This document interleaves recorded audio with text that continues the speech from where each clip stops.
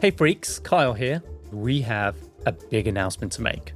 We now release next week's episode a whole week early, free, on our new Patreon page. This is perfect for all our die-hard freaks of the show who can't wait for our next spectacular.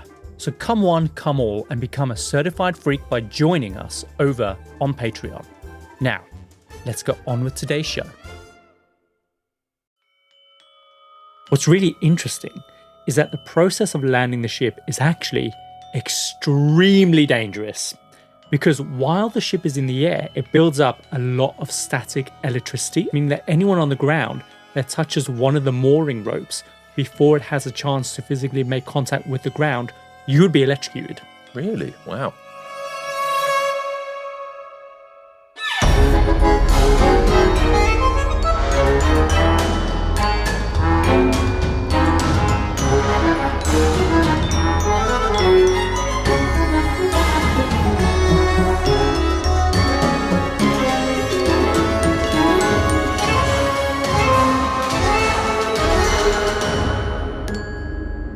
Welcome to the Compendium, an assembly of fascinating and intriguing things.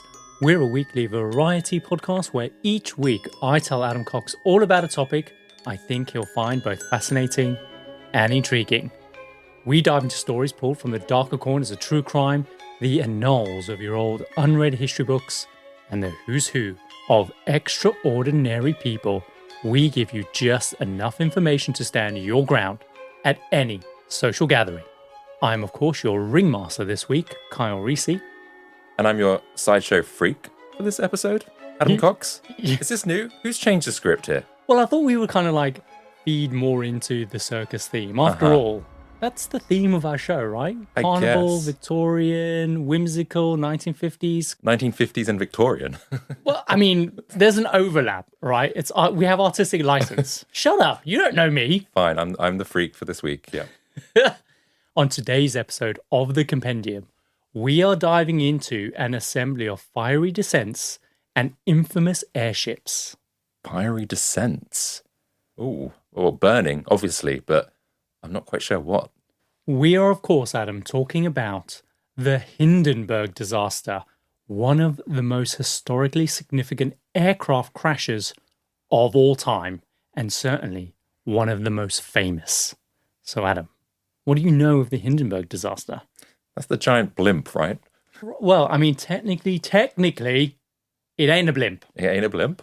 But yes, I can imagine what you're imagining in your head right now. And yes, it's the story of the Hindenburg. Yeah, so there's this footage, isn't there, which is pretty popular. I would say popular. It's what is iconic. Popular. Yeah. Fancy watching the Hindenburg disaster footage?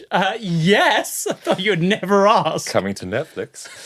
No, what was my point? The point was, where it catches fire in the sky and it crashes down. And isn't there a famous quote that came out from this particular disaster? Correct. Do you remember what that was?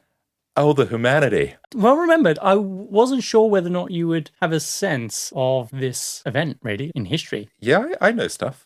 So back in the 1930s, a German company built the largest airship the world had ever seen. And Adam, it was huge. It was almost the size of the Titanic. And just like the Titanic, it was designed to transport wealthy passengers back and forth across the Atlantic. This airship was so renowned that nearly everyone in the Western world at the time knew its name or had seen this incredible vessel eerily drifting into their city. It was a German feat of engineering that they were extremely proud of, so much so that the Nazis used its presence over the cities of the world to show off their technological prowess. But in May of 1937, on a routine trip from Frankfurt to New Jersey, in front of hundreds of witnesses, including the press, this colossal airship suddenly burst into a fiery ball mid-air before crashing down to Earth in the most horrific way imaginable. The resulting footage of that event became an iconic moment in history. And as you said, you've heard the term, oh, the humanity! But also, you probably heard the term, fell down like a Led Zeppelin. Maybe not, but is that what Led Zeppelin's named after? Led Zeppelin, yeah, you've probably seen the iconic image of the fireball erupting from the Zeppelin on the album. Yeah, yeah. That's the It's Hindenburg all disaster. connected. I did not know that. Yeah. Yet, amidst the fiery chaos and the many pop cultural references, it is also very easy to forget that this was a tragic event where lives were actually lost, and an event that marked the official end of the era of airships as a viable mode of transporting passengers across the Atlantic. That was pretty much one of the last journeys ever made. Am I right in thinking, well, did it even take off? Because wasn't this supposed to be setting the scene for this type of air travel? But No, Adam, a lot of people seem to think that this was its maiden voyage. oh, I thought, But thought so this as well. was almost 3 decades since this type of vessel had been invented. This just, however, marked the end of that era after 30 years. So, on today's episode, we'll dive into the real story behind this infamous disaster. I will tell you what this aircraft was, how it came to be, how the Nazis used this vessel as a propaganda tool to posture and intimidate the West, and of course, how this colossal aircraft met its end in a fiery, blazing ball. We'll explore how some passengers miraculously managed to walk away from this wreckage with barely even a scratch on them, and we'll try and answer the question, how did this disaster even happen in the first place? But of course, before we get started, It's time for all the latest things. ladies and gentlemen, boys and girls, step right up and welcome to this week's episode of All the Latest Things, where we unveil the fascinating, the extraordinary, the downright loopy stories, strange facts, and intriguing tidbits from the past week. So Adam, what have you got for us today? So this week, I discovered some facts. Some fats. Some facts. You trans fats. Trans facts. No, some facts. Some facts. About the lottery. So do you play the lottery? No, I don't. I always regret not playing the lottery, and that's why I've not won the lottery. But if I had been playing the lottery, I wouldn't be here with you right now. Great, thanks. So why would you play the lottery? To win money, right? Yeah, to win the bloody jackpot, obviously. Well, did you know that the lottery, one, is actually a very old tradition. It's been established for quite a long time. How long is long? Well, the first, in England this is, the first state lottery was held by Queen Elizabeth I. Wow, a long time ago then. Yeah, it's about 450, 460 years ago. But it actually predates her. Apparently one of the first recorded lotteries was in 1446. And even before that, the Roman Empire and China's Han Dynasty used money raised by a type of lottery to fund projects such as the Great Wall. Oh, really? Yeah. Wow. I guess it's like another way of collecting taxes, right? Well, yeah, this is the thing. Elizabeth I was faced with a dilemma. She needed some money to build some projects. I can't remember what. Some building, probably. And she could either increase the taxes or she could create this lottery for people to play in. And then the money from that would then go on to fund her projects and then give people an opportunity to win some money. I like how you think it was just like a building when it wasn't like a war or like conquering like the Native Americans in America somewhere. Well, you saying that, actually, she was looking to build some ships. So probably, Yeah, let's go conquering. Yeah. So she decided to go with the lottery. And this lottery was quite different to the ones that you find today. They were geared towards wealthy people rather than those on low income salaries. Because they didn't have any income or a salary, Adam. Yeah, okay, fair point. So it would cost you about 10 shillings a price of a ticket, which I have no idea what it is in today's money, but I guess that's quite a lot for back then. And the pool was limited to around about 400,000 tickets, and the lucky winner would just receive £5,000 in cash. Wow. But also some tapestries and some good linen cloth, and all participants would be granted immunity from arrest. What? So long as the crime wasn't piracy, murder, felonies, or treason. I mean, those are all the good crimes. But can you believe that? You play in this, and then you basically get like a pardon? Yeah, like a skip jail free card. Is it just one instance, though? What if you like commit 2 crimes? One, I think just the one instance. So you get basically a slap on the wrist to go, yeah, all right, you can trade in your, I don't know, you'll get one free. What if you murder someone? No. What were the crimes again? Piracy, Yep. murder, Yep. felonies, which I That feel covers all crimes. it feels quite broad, that one. Yeah. You can commit any crime you want as long as you do not commit a crime. Basically, is what that's saying. I think you could steal some bread, but if you're rich, you're probably not going to steal any bread. What if you steal some linen? Was one of them linen? No, you'd win some linen. Oh, you fuck's sake. Anyway, I forgot my point now. So, yeah, that's how the lottery began in the UK. So, Adam, I'm about to unleash my 10-year-old boy Kyle. Oh, God. Because I am continually fascinated by the female body. So I discovered something today that blew my mind, and I wonder how many other men out there were not aware of this. And I'm just going to say it now. If you're a man listening to the show and you have a loving, cherished girlfriend waiting for you at home, then what I'm going to say might change the way that you see this feminine goddess that lightens up your life, who's sitting there, right there on that sofa. I'm about to change your view of her. Okay. I'm just going to play the audio. I'm scared. Is it true that when you fart, sometimes the fart goes up into your vagina? Yes. Yeah, I kind of like it when that happens. Tell me the truth. When you have a bush, it happens less.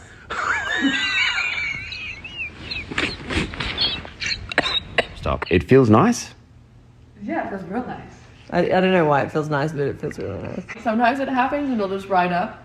But sometimes it happens and it goes to a spot and it sits there and you're like, wow, dude, if I move a certain way, I can keep it there. Like a fart bubble.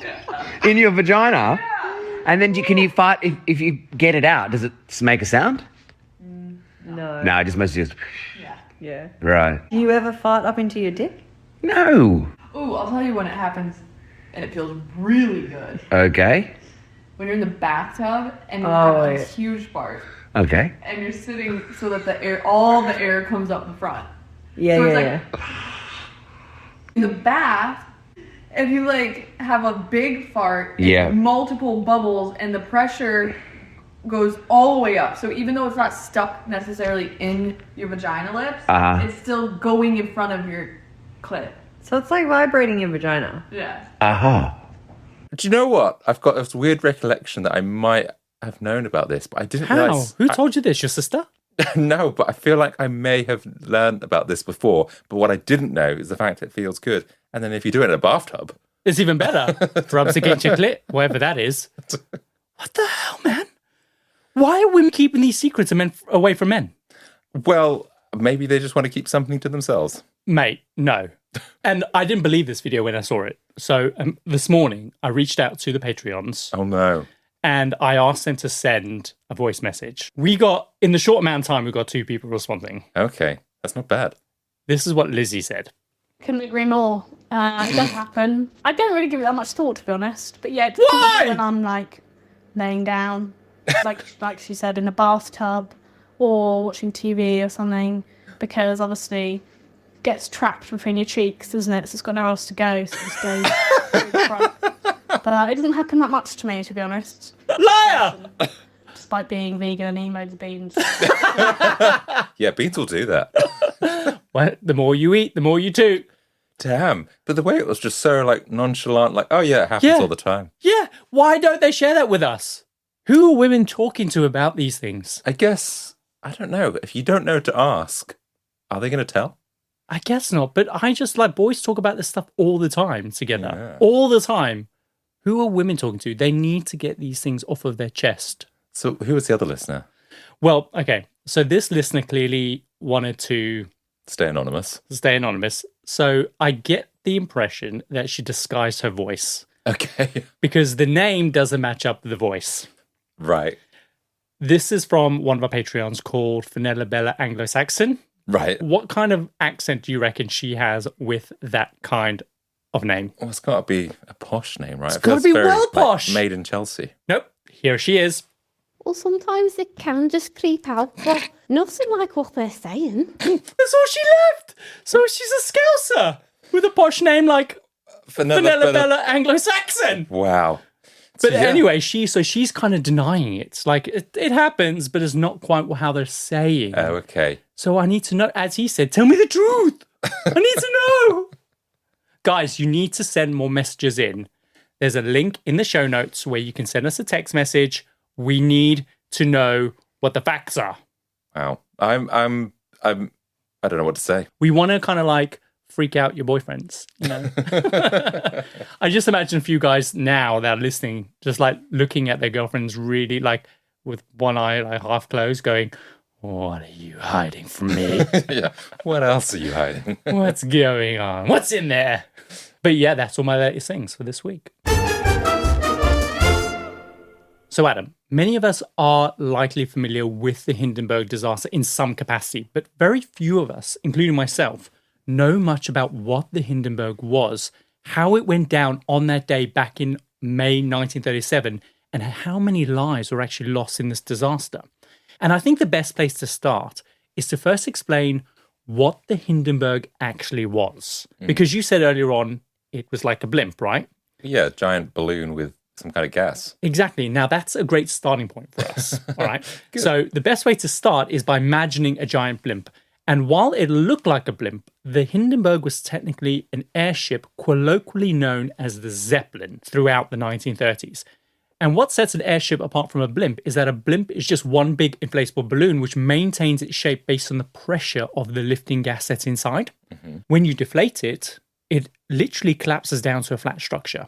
An airship, on the other hand, had a sturdy internal framework, usually made out of lightweight aluminum or aluminium. So you can think of this framework as the skeleton.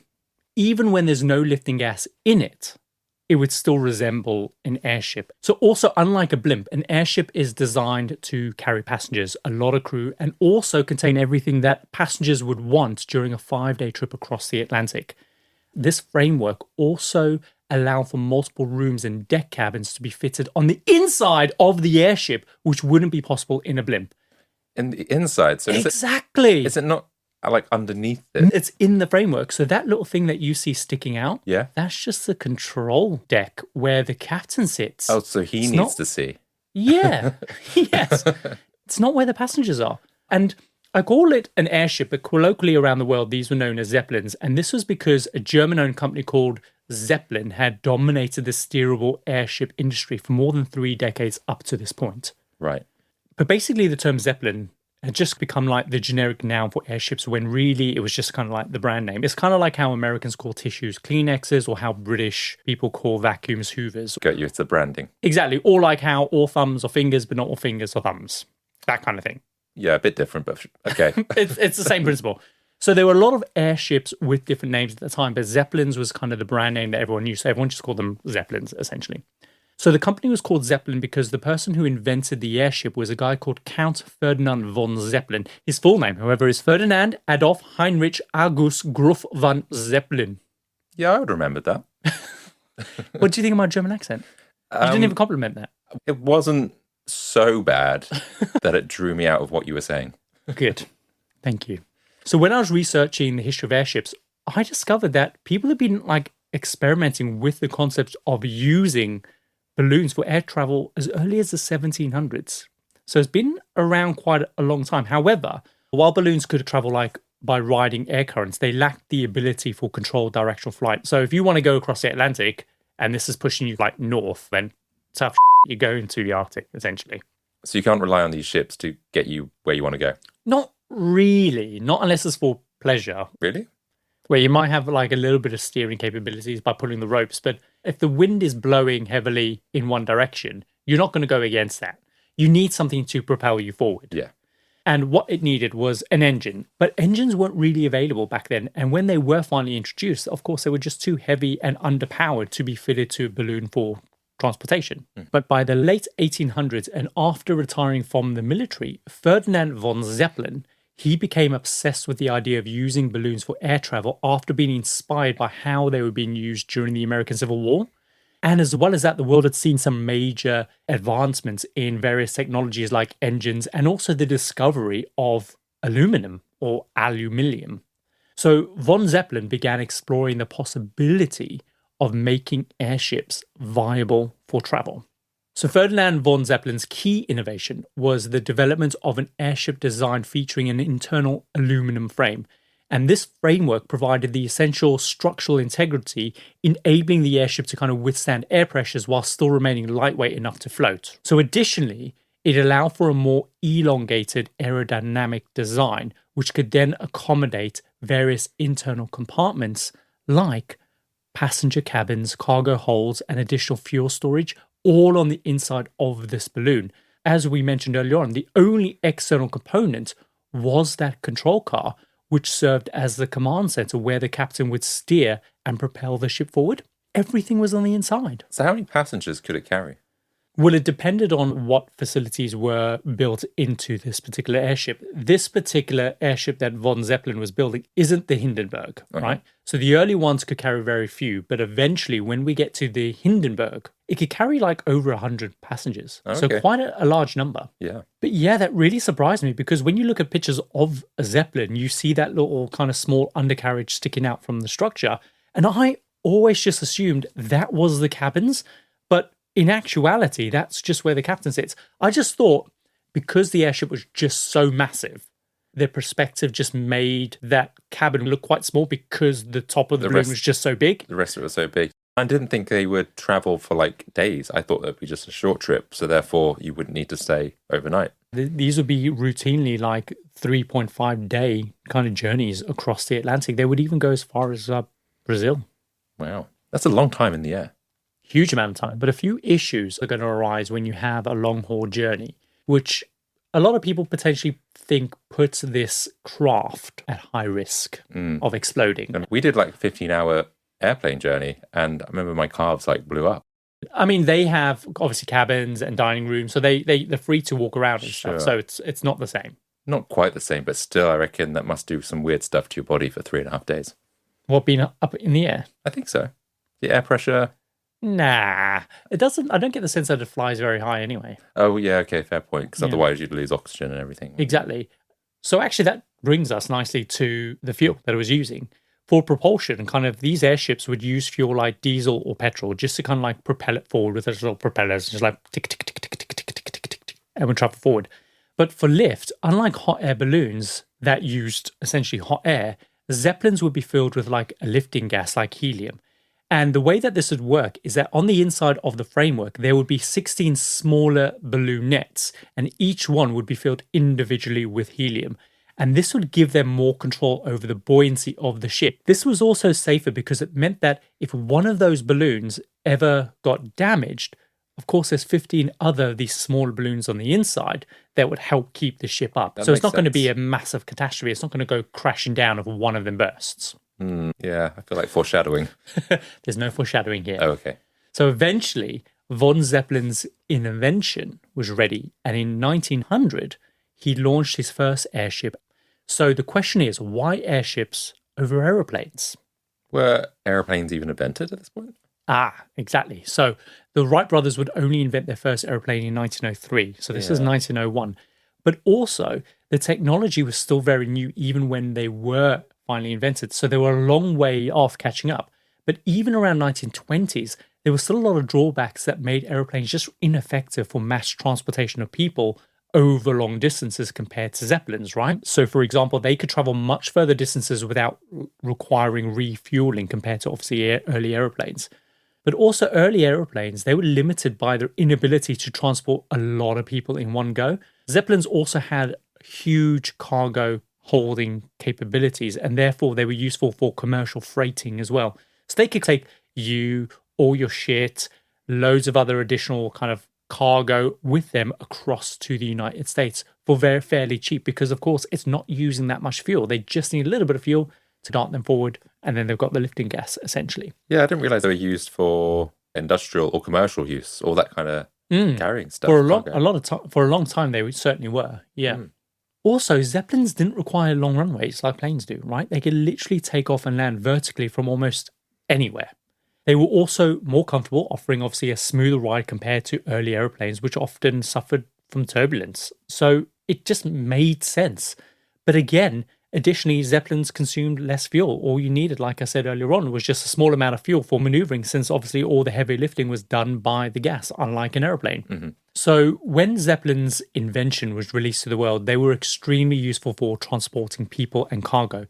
But during the war, the Germans decided that they were going to start using them to drop bombs on cities. And at the time, Zeppelins, especially the German-built ones, were known as baby killers because for the first time, Zeppelins could move war out of the trenches and into suburban and urban areas where there were actually civilians living, and the Germans were just dropping bombs on them.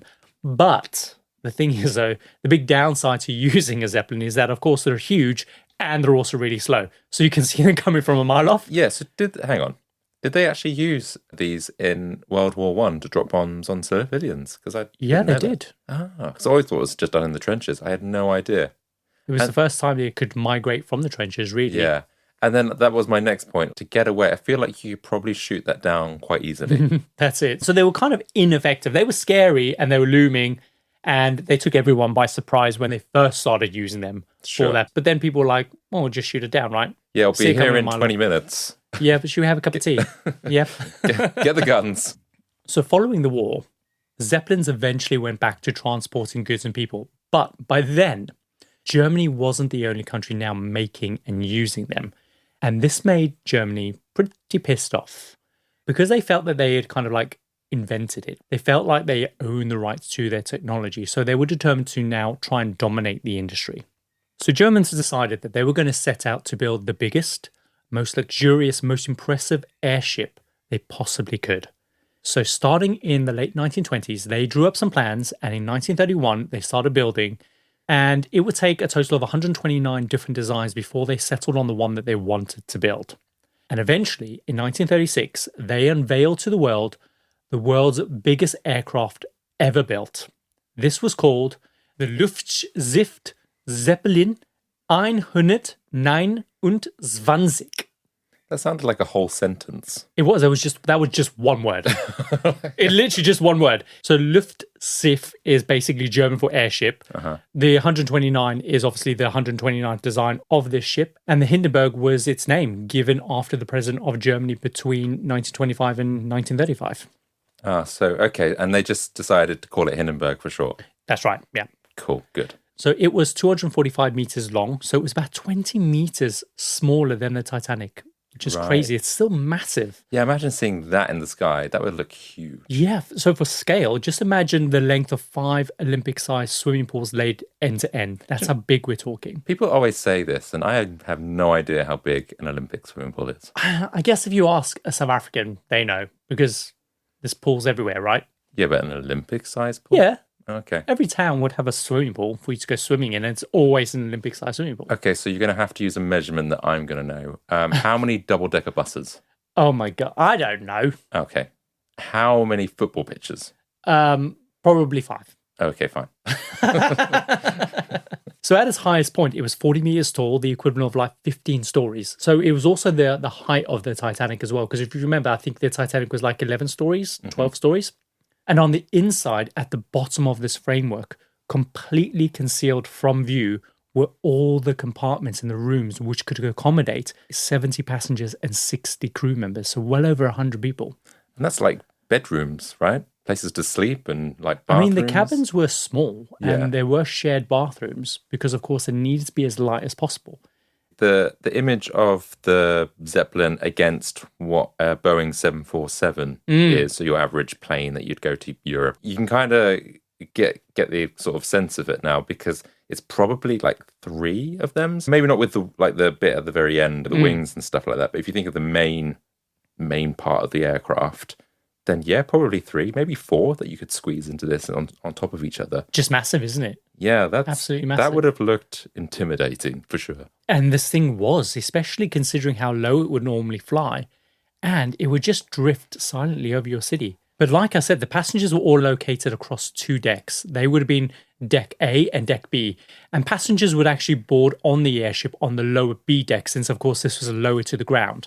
Now, B deck featured these angle windows offering like panoramic views for passengers looking out on either side of the ship. And this is the deck where the bathrooms, the crew areas, and the kitchen and officers' messes were located. This is also where the smoking room was. Hang on. Smoking on a balloon filled with helium. Well, helium isn't actually flammable at all. Okay. But hold that thought. If you then head up the stairs from B deck, you'll come to A deck. And this is where most of the passengers spent most of their time. And again, there were more windows along each side of the ship. And this deck housed pretty much the reading room and the writing rooms. There was a lounge area completely kitted out with a grand piano. And this piano was specifically made for the Hindenburg because at the best of times, grand pianos weigh like £1,000. But this one was made from aluminum, coming in around about £356. Also on this deck were the passenger cabins and also the main dining room as well. So while the passengers' quarters were all condensed together across these two decks, there's an entire corridor spanning that entire length, filled with dozens of other rooms. So what rooms, or who are they for, the crew or for the passengers? So that would be a collection of different things. There was a radio room and the mail room. This all was at the front of the ship. So there were these two rooms there. Mail room?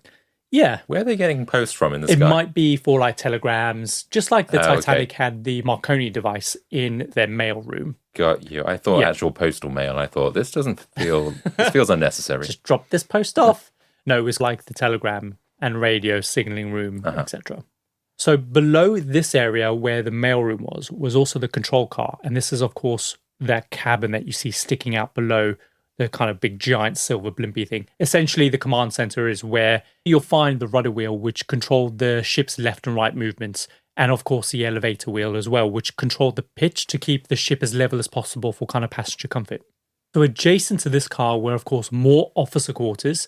And if you continued along the keel corridor, you'd see numerous fuel and water tanks and even more crew quarters. And also, there were a number of cargo areas as well as an electrical room. So this entire keel corridor led to all these different rooms across this entire ship. Yeah, and I guess things to do. So they've got a grand piano, a room and a smoking room, but probably not a lot to do up there, right? Reading room? No, I mean, if you brought your DS, you'll be fine. Yeah, it just feels like entertainment back then. Probably you really had to mind the fun being up there for 3.5 days. I guess you could just have sex. Yeah, but even then, 3.5 days. And actually, that probably wouldn't be that fun because in the cabins, there were bunk beds. Fine, but I reckon people still did. They found a way, Carl. So the keel corridor also had several shafts with ladders for the crew members to climb up higher. And that enabled them to kind of be able to ventilate the gas from the 16 different balloonets that were inside all that empty space inside the balloon. So remember when I said these cells were intended to be filled with helium? Mm-hmm. When it comes to choosing a gas for airships, you kind of have two options. Okay. Right? There's hydrogen and then there's helium. Yeah, hydrogen. So there's supposed to be helium. That's right. So hydrogen had the advantage of being the lightest, cheapest, most readily available gas because essentially we can extract hydrogen from water. The downside was that it was extremely flammable. But I guess they were like doing a cost-cutting exercise? No, not really. So helium is completely non-flammable, but it was more expensive. And you needed a lot more of it to kind of lift up the same weight. That wasn't the problem, though. The problem was that America controlled 90% of the world's helium supply. It's essentially a byproduct of the oil and gas industry. Mm-hmm. On top of that, they were not selling it to anyone, especially the Germans, because, of course, during World War I, the Germans were dropping bombs on cities using airships filled with helium. So the Americans decided to amend their Helium Act in 1927, banning all export of helium to Germany. So that meant that the Germans had no choice but to use hydrogen. And 200,000 cubic meters of super flammable gas contained within 16 flammable cotton fabric bags, all painted with very flammable metallic paint. And if you were paying attention earlier on, you will know that there was a smoking room on board. I was just coming back to this because I was like, okay, so they thought about building the ship with helium. They found out that they couldn't fill it with helium because of America. Mm-hmm. Fine. But that they still went ahead and go, well, should we still put the smoking room in? Oh, we built it. Might as well. It's mental. Now, look, there's no definitive evidence that the smoking room had anything to do with the Hindenburg disaster. But it is a major bout of negligence for you to switch to a highly flammable gas and not remove the smoking facilities on board. Surely when you strike up a match or a lighter, that's enough to set something alight? I know they're in their own balloons, but just this feels stupid. We'll come on to the smoking room in a bit because technically, even though you could smoke in there, it was the safest place on that ship. How? I'm intrigued. But I want to explain to you first why they chose to keep the smoking room in the first place. Because it turns out the reason was a commercial decision. As we know from the Titanic episode, transatlantic travel was fiercely competitive at the time. And there was this fear that passengers wouldn't have bought a ticket on board the Hindenburg if they had to go 2, 3, maybe even 5 days without a cigarette. They could have offset that by saying, here, have some like chewing tobacco and a bin. I guess so. But they just decided that actually they can make this pretty safe. Okay. So what they did was they only limited smoking to, of course, the smoking room. And this room had a double door that was pressurized to prevent any hydrogen from being able to leak in. So technically, this was the safest place on this ship.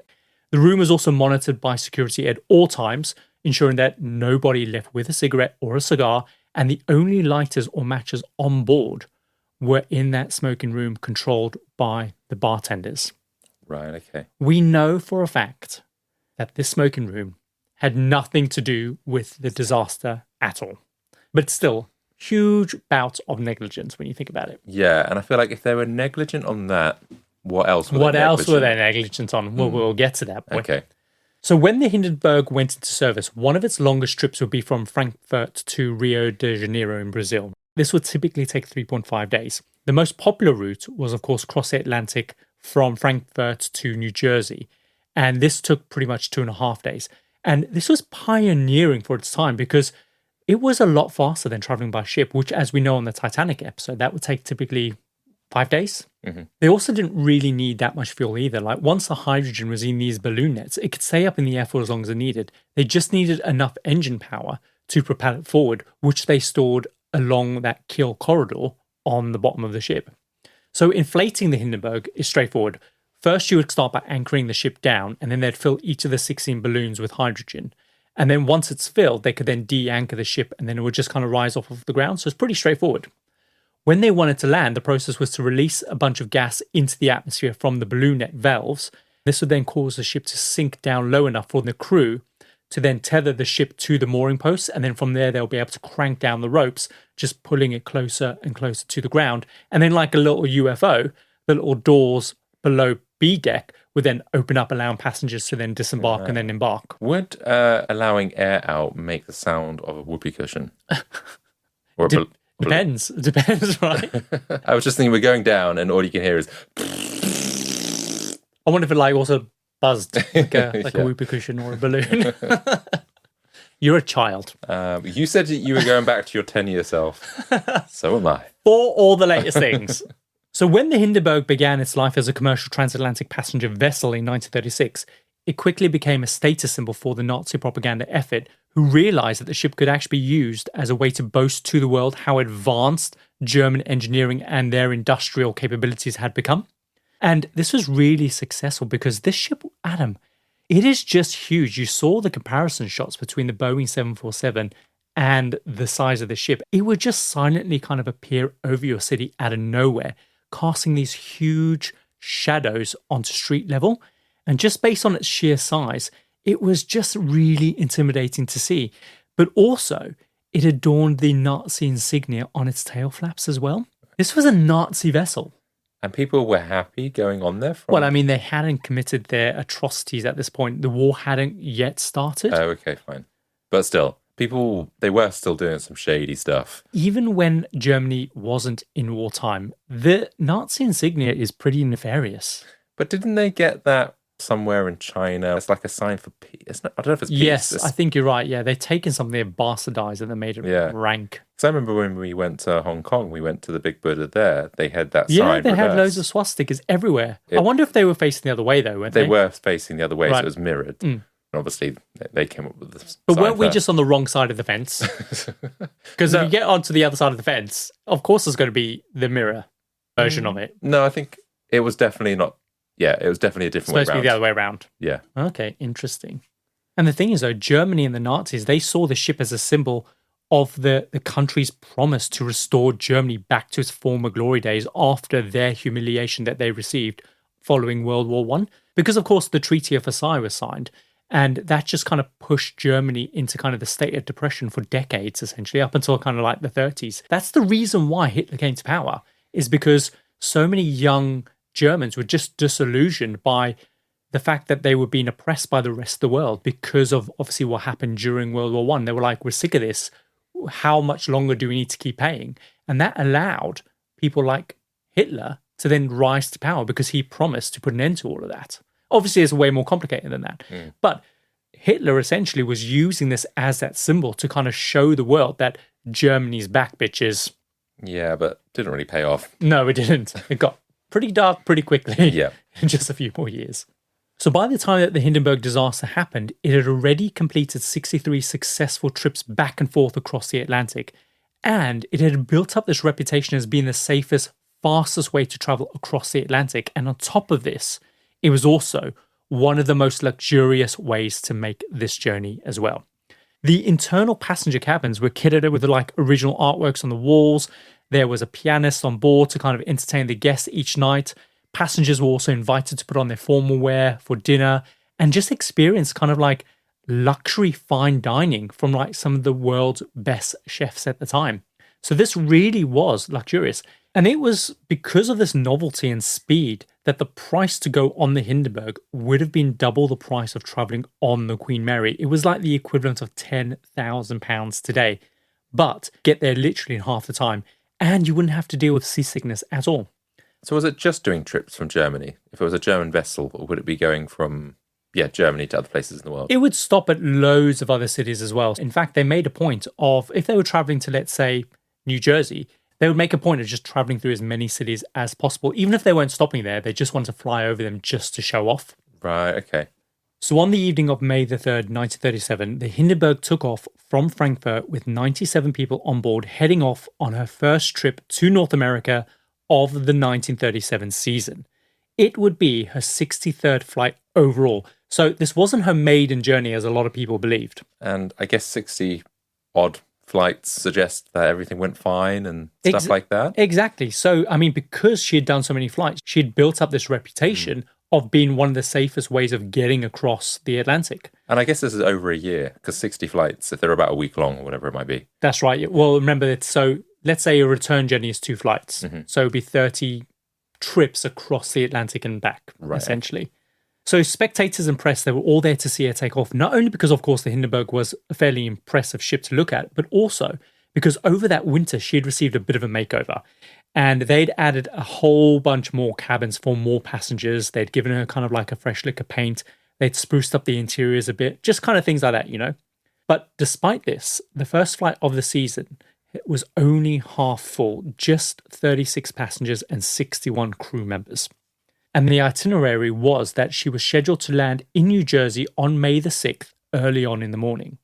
In total, the journey would take 2.5 days. However, due to some really strong headwinds along the way, she was actually running 12 hours behind schedule, which is really annoying for the passengers on board, but also was really embarrassing for the captain, who was a guy called Max Pruss, because this was his first assignment. So, of course, he was feeling the pressure to kind of like get there on time. So I'm not foreshadowing anything, by the way, but he was eager to get to New Jersey. Okay, so, I mean, to fall behind 12 hours, that's quite a lot, but then I'm guessing it can only do so much with its engines and steering. It can't, like, propel itself that far forward. I guess so, yeah. What is happening there, then? I guess, is it just been blown backwards? Or if it's always in your face, it's going to be harder to get to the destination, so that's what's slowing it down. So there's possibly probably nothing he could have done. No. But 12 hours, though. It's a long time. This doesn't feel like the most punctual way to travel. I don't know. 12 hours, though. I mean, they get pretty pissy about it later on. Fine. And so he needs to prove himself on his first flight, and he's going to look at trying to make up some time, I'm guessing? Yes, probably. I guess for him, it's just a little bit embarrassing because he wants to make a good impression on his first journey across the Atlantic. Do you know what he could have done? What's that? He needed to offload some cargo. So I just reckon chuck out a couple of passengers. That should, I don't know, pick up a couple of hours. But which one do you pick, though? The most annoying. So, late afternoon on May the 6th, 12 hours, of course, behind schedule, the Hindenburg makes it into US airspace. And as it usually did, it would fly over as many big cities as it possibly could, again, to show off. They could have just gone straight to New Jersey. So they pull in over Boston. Then they have to turn south. They've got to go through Providence. They've got to go through New London, New Haven, Bridgeport, over Manhattan, and then down to Lakehurst in New Jersey, making sure to travel through all the major cities along the way. I mean, I don't know where any of those places are apart from New York, but sure. They're all up that coast. Okay. So you know where Manhattan is, right? Yes. Yeah, and you know that New Jersey is just after Manhattan. So they've gone all the way up the coast and they've come down. It's a long way. Okay. It's a long way, Adam. Just go straight to New Jersey. They should have done. If it was like, oh my God, I'm going to be late. Just go straight to New Jersey, bitch. No, we need to do this 2-hour flyby. But yeah, like I said, the Germans were just keen on showing off their engineering prowess and their technologies. So of course, along the way, cars would like stop in the streets. People would come outside of their houses just to take a look at this incredibly impressive shiny silver ship the size of the Titanic just creeping along in the sky. So as we said, as a propaganda tool, this was highly effective. People were impressed by it. So eventually around 4 p.m., they arrive at Lakehurst Airfield in New Jersey.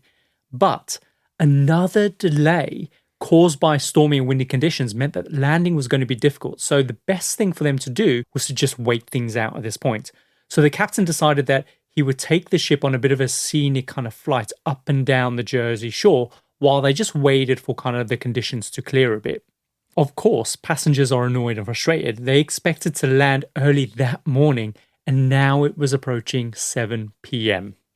The families and passengers who were there to pick up their loved ones, as well as reporters kind of looking to cover the first Hindenburg arrival of that year, had been waiting literally hours. Yeah, and the reporters are like, well, this is not going to make the 7 o'clock news. But the ones who were getting even more annoyed were the returning passengers, especially the Brits, who wanted to get to the UK in time to catch the end of King George's coronation. And so they, more than anyone, were really, really impatient. But finally, around about 7 p.m., Captain Pruss decided that the weather cleared up enough, and so all crew were mobilized and ready to bring the ship in for landing. What's really interesting is that the process of landing the ship is actually extremely dangerous, because while the ship is in the air, the ship builds up a lot of static electricity. So it's the same as when you rub a balloon on your clothing and then you hold it up to your head. It kind of like makes your hair stand up on end. Only imagine that on the scale of the Hindenburg. So it would build up all this static that would be so extremely dangerous, meaning that anyone on the ground that touches one of the mooring ropes before it has a chance to physically make contact with the ground, you would be electrocuted. Really? Wow. And I'm guessing this doesn't bode well with the dangerous gas in it. Exactly, man. People are stupid. So to discharge the buildup of static, you had to first release the valves of the 16 balloonettes inside the ship to get some of the hydrogen out. And basically this would reduce the buoyancy of the ship enough to let the mooring ropes touch the ground. Once the ropes have grounded the ship, a bunch of crew can then go ahead, grab the ropes, and then pull the ship down enough to attach to a winch. And then from there, they'll be able to like winch kind of the ship down. I thought they were going to be pulling them down, which I thought like, well, to a degree, impressive. they're helping pull it down. But then the other risks, of course, are that people trying to hoist the ship down via these ropes, a gust of wind could kind of like push the ship back up into the air. And very often, these people would just be flung into the air. And all of these things were things that people had to learn the very hard way, essentially. So you could be like clinging on to this rope for dear life, being like, I don't know, flung thrown about, around. yeah. Oh. Yeah, it's dangerous, man. This is not cool. But anyway, so far, everything is going smoothly, despite, of course, wind rapidly changing direction.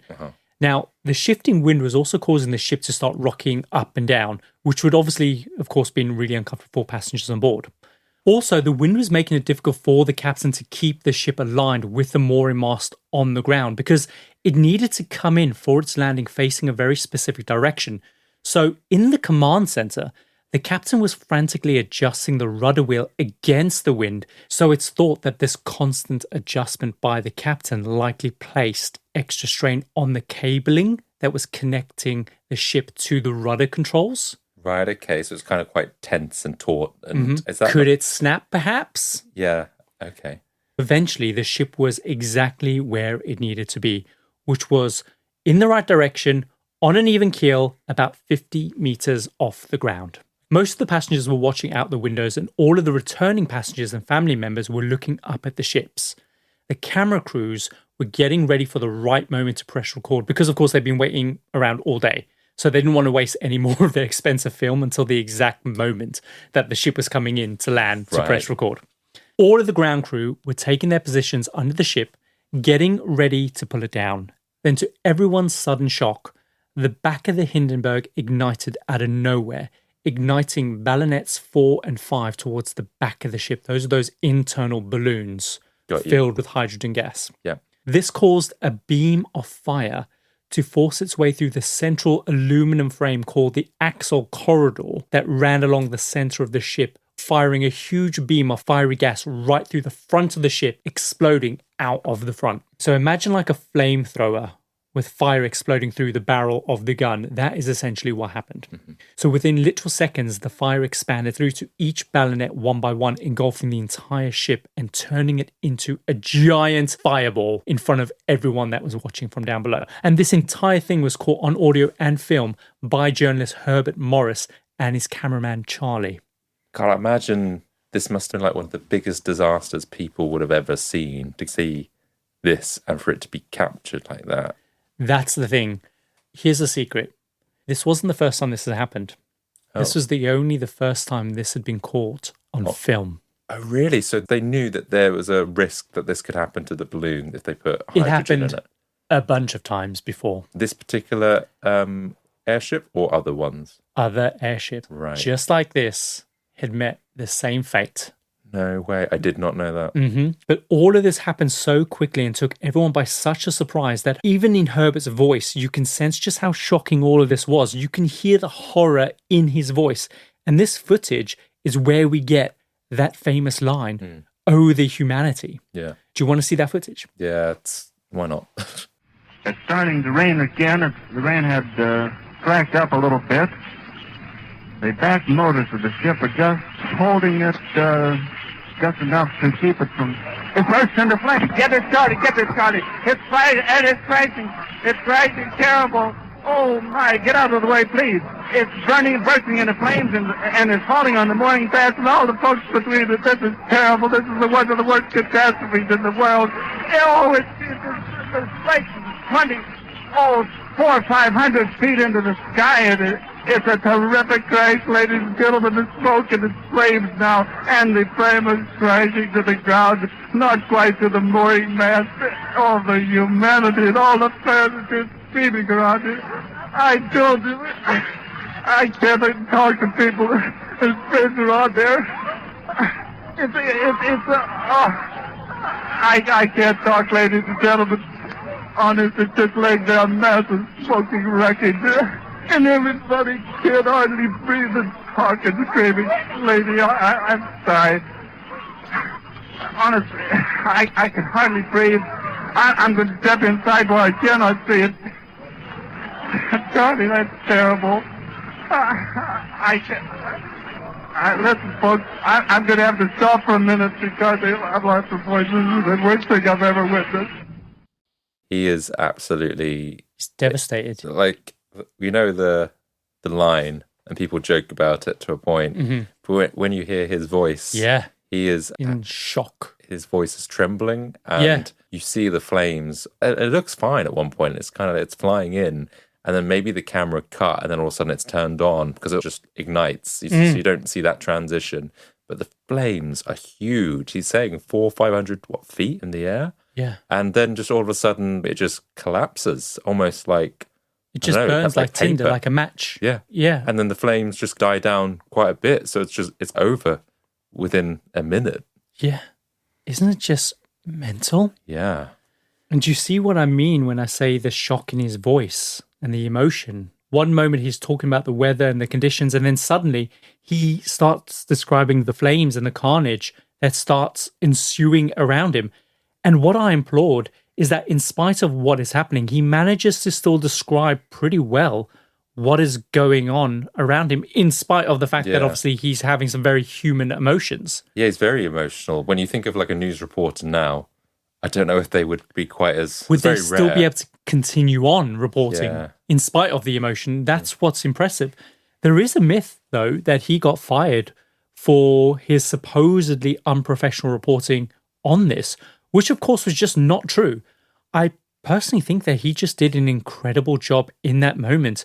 And, Adam, it was extremely, extremely important that he managed to maintain any kind of momentum. Because if he had faltered in any way or had stopped reporting, this wouldn't have been the iconic footage it is today. And without a doubt, more airships would have continued to be built and even more lives would have been lost. Because as I said earlier on, this wasn't the first time this had happened. This is only the first time it had been caught on film. And so therefore that, I don't know, it's obviously bad press for the company, and people are not going to want to go on this airship again. Just looking at this footage, it's any wonder how anyone could have possibly survived that. A huge fireball just instantly engulfed the entire ship, and the fact that it fell out the sky more than 50 meters, initially the assumption was that everyone on board had likely been burned to death in an instant. But once the wreckage hit the ground and the flames started to die down, dozens of people started emerging from the flames. How the hell did they survive that? Not only did it crash land, because their quarters or wherever they were living was inside the balloon, which just it's not as if that were outside the balloon where we thought they might have been, where you think, oh, maybe that wouldn't have caught light. The whole thing caught alight, man. I don't think there's anything that didn't. At first, people just thought it was ground crew that had gotten caught up underneath the ship, but actually, these were passengers. And incredibly, considering what you witnessed in that footage, 2/3 of the 97 people on the Hindenburg actually survived. In total, there were 37 fatalities, 13 passengers, 22 crew. One ground crew member who couldn't get obviously out of the way fast enough. Also, sadly, one German shepherd called Ula died as well in the blaze. Was she on the ship or was she on the ground? She was on the ship. Okay. And one of the theories as to why the ship exploded puts potential blame on that dog. Sure, blame it on the dog. Can't come back or say anything. And even if it was still alive, couldn't deny it. No, she couldn't. So she was actually kennelled in the cargo area at the time, but we'll come on to her in a minute. Okay. Out of the casualties, some luckily died obviously within the wreckage, but many died later in hospital from like really severe burns or broken bones, crushed organs, or from smoke inhalation. All of the survivors were interviewed by the press because, of course, this became one of the biggest stories in the world at the time. And their accounts of how they managed to survive, Adam, are just harrowing. Don't tell me it was the smoking room that helped save their lives. No, unfortunately. I thought like it was pretty much when this happened, apart from a couple passengers, most people were like in the dining areas or in the drawing room where they can look out the windows. So when the ship erupted in flames, a number of people jumped once they realized what was happening. So they jumped 50 meters out of the aircraft, essentially willing to risk the fall rather than risking being engulfed by flames. Some of those who did jump obviously didn't survive the fall, but surprisingly many did. How I'm trying to think, 50 meters, how is that like second? There's more than, how many stories is that? Let's just say like 20 stories high. How did people survive that? Well, I'm going to tell you. Okay. So one of the men who decided to jump was a guy called Joseph Spar. Now, he was a contortionist, an acrobat, and a comedian. His stage name was actually Bend Over. I mean... Even in 1930s, they had a good sense of humor. And that's still funny then. So he was actually on his way home to the United States to start a new show at Radio City Music Hall. Now, the first he noticed something was wrong was when he saw a bright orange glow reflecting off of the hangar where all the passengers and spectators were waiting for him. Then, all of a sudden, he says the floor of the ship began tilting a near 45 degrees. This is where he then grabbed hold of the window frame, and almost immediately, he saw a wall of flames coming towards him. And then all of a sudden, the ship started crashing down towards the ground. So what he did is he managed to pull himself up and out of the slanted windows where he was hanging for a few seconds. And he thought that if he could hold on long enough until the ship came close enough to the ground, he could then jump from a safer distance. And what he managed to do is time it to around about 5 meters at that point. And then what he did is he dropped down, he did an acrobatic tuck and roll, and then just kind of got up and walked away. Wow. And the only injury he sustained was to his ankle. But other than that, he was completely fine. He says that it was thanks to adrenaline, essentially, that he couldn't feel that he had sprained his ankle. So he must have had like just a few seconds, maybe even less than that, to really react and know what to do. Yeah. To kind of go like, there is a giant bit of or ball of fire heading my way. Hold on. Got to react. Yeah. Yeah, and to think that quickly, I'm just going to hold on to this and not just like launch yourself out or...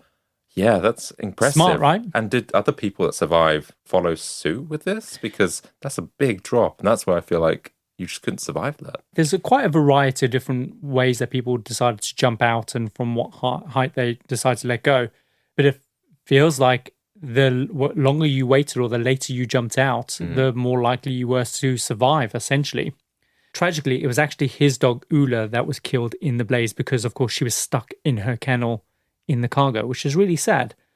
Another survival story is of an elderly woman in her 60s called Margaret. Now, when the ship started to tilt, she got knocked off of her feet and was dashed against the back of the compartment wall. And she says that luckily she landed on an upholstered lounge, but then immediately other people started piling on top of her because they were also flung to the back of the compartment. And basically she was left just dazed and confused. When they all then clambered off of her, they all started making their way to the windows, but she just froze in place and she just didn't know what to do. So eventually the ship leveled out, and as it started to descend towards the ground, the flames started engulfing the entire compartment. So what she decided to do was grab her fur coat and throw it over her head and hope that it would be enough to protect her while she waited for the crash landing. But the ship landed so gently that she didn't actually know that they'd hit the ground. It wasn't until one of the rescue team members grabbed her, pulled her onto her feet, that she realized that they were physically on the ground, and then the pair just rushed out of the craft. The only injury that she sustained was some just minor burns to her hands.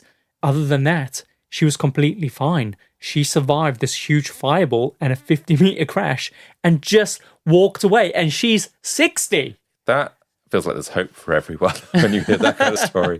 But what kind of animal skin did she throw on her? Because I feel like I need that. That must have been very flame resistant. I tell you what it is. Here's my theory, right? Why did it not come crashing down to the ground? I think it's because, of course, hydrogen's burning, right? And it burnt very quickly. So I think it still has some loft in it while it's burning. So it's going to be a gentle descent down. In terms of why did she survive that burning, not get more injured? Yeah. I think it's because it's so quick, right? Because hydrogen, it burns real quick. Yeah, I guess that's the thing, because when you saw the footage, there's so much fire and then there's hardly any in comparison. So did it engulf around her then? But it wasn't there long enough to set her enough? I think so. I think that's got something to do with it. Wow. It's mental. Another story about a German family called the Donners. So it was a husband and wife, and they were traveling with their 3 kids, 14-year-old, a 10-year-old, and an 8-year-old. When the ship started going down, the mum and the kids were at the windows and the dad was in their cabin kind of gathering some of their things together. The first sign that anything was wrong was when the mum saw people starting to jump out the windows, and then she realized, of course, that shit, something's happening.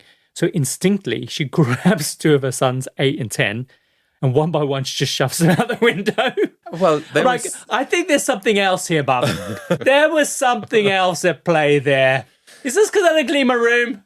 Well, they say when you're in an airplane, don't they, when you need to fasten your own air mask first and then your child's.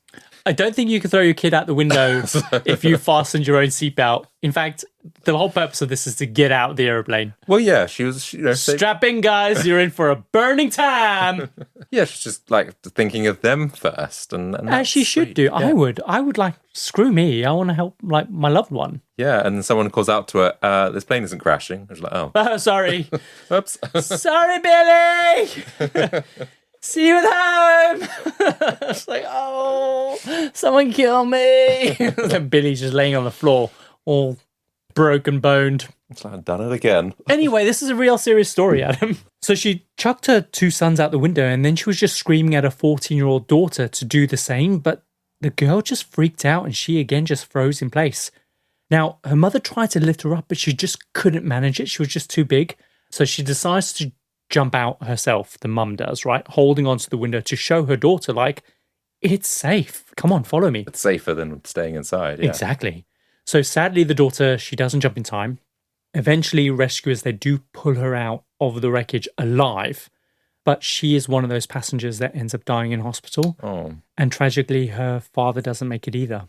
The mum, obviously, she had to live with the memory of having to jump out of that craft without a daughter for the rest of her life.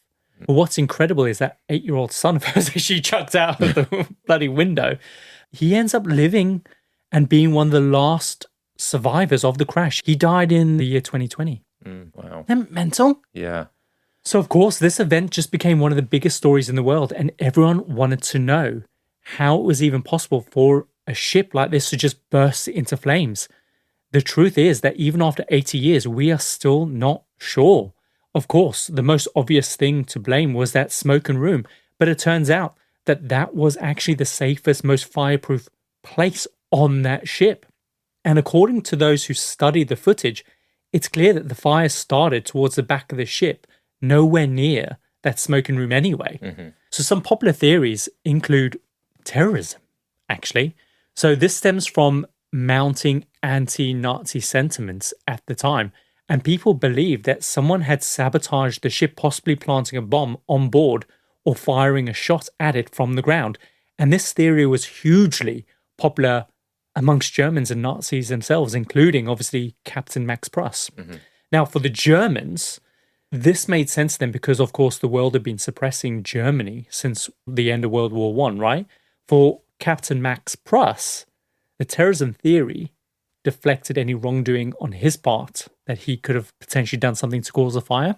And so for a while, they actually investigated Bendover in connection with this terrorism theory because he was the only passenger allowed in the luggage hold to feed his dog. So there was speculation that as a contortionist, he could have squeezed between the gas bags to set a time bomb. But the thing is, though, the investigation, they sifted through literally every single ounce of the ash from the wreckage, and they found no evidence of any tampering or any explosives whatsoever. So this theory was just dismissed to, of course, the dismay of the Nazis. We're saying it's not the dog. It's not the dog. She's not in cahoots No. with Bendover. Or with the Nazis, no. Or against the Nazis. She was a German Shepherd, this dog. Hitler famously had a German Shepherd, and maybe this German Shepherd knows something. So they were like, let's plant a bomb to get back at the Nazis. I don't know, we've digressed. So the next theory was that it was, of course, the captain's fault. So following the initial investigation, they interviewed all the surviving crew members, passengers, and they reviewed, of course, that iconic footage. And many agreed that Max Pruss's decision to try and land the ship in, of course, less than ideal conditions could have caused one of the wires within the rudder turning mechanism to snap, therefore puncturing one of the gas bags, therefore causing a spark. Could have sent the ship up into flames.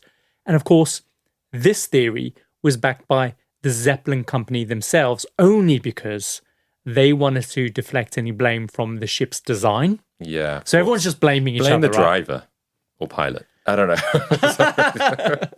Anyway, this guy could have been his fault. Yeah. So actually, evidence showed that there was excessive wear and tear on the gas bags that were kind of rubbing up and down against each other. And they found that during maintenance checks of the ship, instead of bloody replacing the worn out gas bags, they just taped over them. What we're saying is maybe it was the pilot, captain, but also they probably should have done a better job in maintenance. Exactly. So it's also completely plausible that the wear and tear on those bags and the buildup of static electricity caused the spark that, of course, ignited the airship into a ball of fire. And they think this is likely because when the Hindenburg was coming into land, the footage shows that the back of the ship was already slightly slanted, indicating a possible leak between ballonets 4 and 5. Yeah, that makes sense. So the decision to tape the bags rather than replace them was because the Zeppelin company hadn't yet produced any profit yet, and they didn't want to invest any extra money that would set profitability back like several months. However, the company's effort to lay blame on the captain was futile because after this disaster, nobody wanted to fly in an airship again anyway, especially after seeing the Hindenburg footage circulating around the world. Yeah. The reality is, Adam, is that by 1937, many countries had already stopped using airships due to a series of very similar incidents concluding that the use of hydrogen was just far too dangerous. So in 1917, the British rigid airship Empress caught fire and crashed in England, killing 21 people on board. 1919, another British airship titled G1 broke apart over the North Sea, killing all 13 crew members. In 1921, another British airship, R-38, broke up in midair, crashed in Hull, resulting in 44 casualties. 1922, the US Army semi-rigid airship Roma caught fire, crashed in Virginia, killing 34 out of the 45 passengers on board. And it was this incident that finally prompted the US to go, we're out. No more airships. Then in 1923, a French rigid airship called Dixmude. Weird name. Dixmude. Dixmude. I could keep saying it. It's too close to smooth. That one exploded in midair over the Mediterranean Sea after a suspected lightning strike. And that killed all 52 people on board. And then 1930, another British rigid airship, the R101, crashed in France during its maiden overseas voyage. And that resulted in 48 fatalities amongst crew and passengers. And it was this disaster that effectively ended the British rigid airship program. I was going to just say, they feel like they're a little bit late to the party, considering a lot of these crashes are British airships. Yeah. The Americans were like, no, let's get out of this. Yeah, we had one. We're out. Once the Americans aren't putting profits ahead of passenger safety. Yeah. The 1930s was a good time for America. Yeah, but not the British. Bit dumb. So the thing is, though, despite these incidents, Germany had maintained almost a perfect safety record up until 1937. They had no incidents. No passengers had ever been killed on a German ship. The Hindenburg Disaster, however, marked the global end to the airship era, but only because this incident was the most publicly documented incident thanks to that footage. If it wasn't for Herbert Morris and his commentary, airships might still continue posing dangers to people for a much longer period of time. And that is the story of the Hindenburg Disaster, a tragic event that not only cost lives, but also marked the abrupt end of the airship era globally. Yeah, wow. What a key moment in history. It reminds me of similar thing happened, maybe not to the same extent, but with the Concorde. I know that's probably because it was like costly to run and everything like that. But then there was that crash, I think it was in France. Yeah, that was almost like a no-nonsense thing, right? It was almost like there was one crash, and then they were like, no thanks. Yeah, and that basically put the end to of Concorde, because I think, one, it was expensive, so maybe people are questioning it, and then this crash made them go, that's it. But yeah, I think the Hindenburg Disaster just reminds us, actually, and I can't believe I'm saying this, because I've been so very anti-media, but this reminds us of the power of the media, because there have been lots of other incidents similar, if not worse, than what happened with the Hindenburg. Yet because they weren't reported on widely, people kept losing their lives on these vessels. It wasn't until Herbert Morrison and Charlie captured that iconic footage that these flying bombs finally were retired. So I'm going to say it here, the media does have some positive effects. I think there are a lot of journalists that are trying to do good and get news out there. But then you've got the hungry tabloids that need to sell space. Yeah, maybe it's the tabloids. There's a clear distinction there. It's the tabloids, right? Maybe. I don't know. Then you got Piers Morgan. What's he doing? He's a troll. Though I did enjoy his interview with Fiona Harvey, the one from Baby Reindeer. Oh, yeah. That was interesting to watch. That was uncomfortable to watch. It was very uncomfortable, but still interesting. What's that noise, Kyle? Adam, it's time for listener mail. Oh, that's back. Yes! We have some Patreons that need to be thanked. Okay, that's fine. So a couple of weeks ago, you may have noticed a new link in the show notes. And this week, we have a great letter from a lovely lady in Norfolk. Adam, do you want to give us a read? So this one comes from Phoebe. She says, "Hey guys, I just listened to the latest episode on the Emu Wars, which was like weeks ago. That was ages ago. What have you been doing? Where have you been? And she says, Kyle, your talk about the lies we were told as kids made me laugh so much because it's so true. You wondered what lies we'd tell our own children, and I've been thinking about this. The only lie we seem to tell nowadays is about Santa Claus, which is true, actually, isn't it? Yeah, but is that a lie? Is it a nefarious lie? I think, I don't know, it's got good intentions, right? But anyway, Phoebe says some parents don't feel comfortable lying about a man sneaking into the house at night, even though we were all told this lie. So some believe in being more truthful with their children. For us, Santa and the Easter Bunny are the only myths we maintain. And the Tooth Fairy, I'd like to add into that one, but no one really buys that, really. Mummy, there's a man in my bedroom. It's a paedophile. It's like, does he have presents? There's truth and there's too truthful. She says many in our generation choose not to perpetuate those stories unless it's part of religious beliefs. Personally, I love the magic it brings and wasn't upset when I found out the truth. On a side note, I often tell my son it's okay when he gets upset, even though in that moment he's clearly not okay. Is it a lie being invalidating how our kids are feeling in the moment? Food for thought, she says. She ends her letter. She also says, the lie you mentioned about eating crusts will make your hair curly. Oh yeah, curly chest hairs. Yeah, she only heard that one in high school, and it was strange because everyone knew it. And one day this hot guy came up to her and said, oh, you're eating crusts, you'll get curly hair. And she was like, what's he talking about? Anyway, I love the show. Thanks for making my drive to work so much more educational. Oh, thanks, Phoebe. So yeah, I'd also like to welcome some of our Patreons.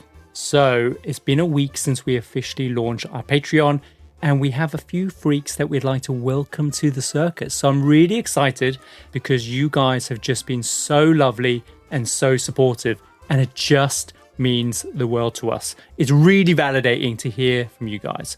So I'd like to welcome Gerard Skelly, Kayla Delk, Julia Hervish, Alex Haddock, Stephen Arnold, Vanilla Bella Anglo-Saxon, and of course, Holly. And I must say, actually, I think Holly might have a little crush on you, because there's been more than one occasion where Holly has come rushing to your defense, Adam. And she's been a little bit too complimentary. She has got my back when you put me down, Kyle. So I thank you, Holly. Too much. It's too much for my liking. So, Holly, if you want to go, I'm ready. I'm ready, girl. Let's do this. Yeah, thanks, guys, for joining the Patreon. And we hope to catch up with you soon. Yeah, for sure. Should we run the outro? Let's do it. And that's another episode of the Compendium podcast. If you enjoyed today's episode, please follow on your favorite podcasting app. It really helps us. Next week's episode is available 7 days early on our free access Patreon. For more content, subscribe to our Certified Freaks tier for access to our entire backlog of unreleased episodes, exclusive posts, and sneak peeks. We'd love you to come and join and have a chat. We release new episodes every Tuesday, and until then, remember, what goes up in flames always comes falling down. See you next time. Bye.